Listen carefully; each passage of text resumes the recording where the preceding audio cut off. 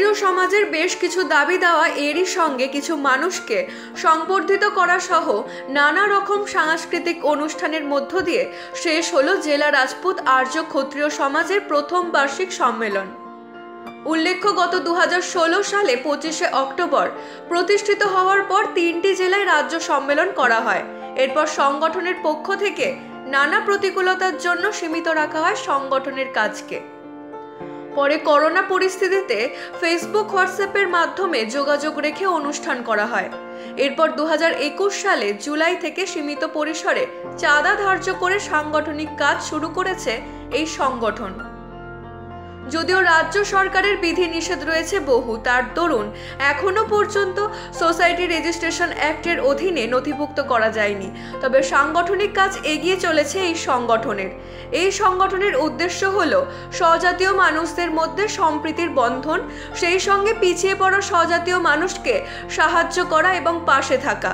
গত কয়েক বছরে এই সমাজের বিবাহ উপযুক্ত পাত্রপাত্রীর সন্ধান করার জন্য প্রজাপতির দুতালি নামে একটি হোয়াটসঅ্যাপ গ্রুপ গঠন করা হয়েছে। এরই সঙ্গে চিকিৎসা সংক্রান্ত সাহায্য করার উদ্দেশ্যে শারীর সমাচার নামক গ্রুপটিতে অভিজ্ঞ চিকিৎসক প্রয়োজনে পরামর্শ দান করে থাকেন। পাশাপাশি এই ক্ষত্রিয় সমাজের মানুষের মধ্যে বহু সুপ্ত প্রতিভা আছে। এই প্রতিভাকে জাগিয়ে তোলার জন্য খাত্র সারথী সাংস্কৃতিক চক্র গড়ে তোলা হয়েছে। এরই সঙ্গে খাত্র সারথী নামে একটি পত্রিকা প্রকাশ করা হয়, যাতে লেখা ছাড়া কৃষ্টি, সাংস্কৃতিক প্রভৃতি প্রকাশ পায় ক্ষত্রিয় জাতির।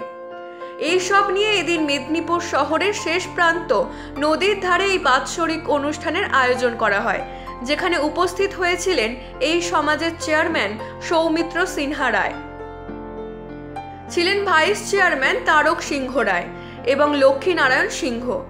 যুগ্ম কনভেনার ছিলেন অনুপ কুমার সিংহ। রঘুনায়ক সিংহ এরই সঙ্গে যোগসূত্র হিসেবে কাজ করেছেন পল্লব সিংহ, অভিজিৎ সিংহ দেব, ইন্দ্রজিৎ সিংহ।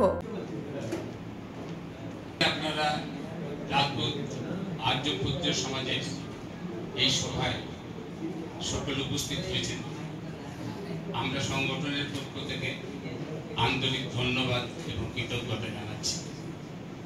আপনারা জানেন যে আমাদের যে লক্ষ্য, উদ্দেশ্য, যে আদর্শ, সেটাকে আমরা যত তুলে ধরতে পারব ততই আমাদের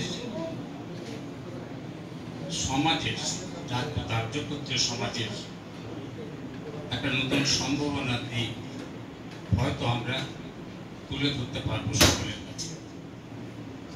আপনারা জানেন যে আমরা এই সংগঠন যে করেছি, সেই সংগঠন করার মূল উদ্দেশ্য কি, এই প্রশ্ন আপনাদের সামনে স্বাভাবিকভাবেই আপনাদের আসবে। পশ্চিম মেদিনীপুর থেকে সমরেশ রায়ের report, U Bangla TV. U Bangla TV, হৃদয় ছুঁয়ে যায়।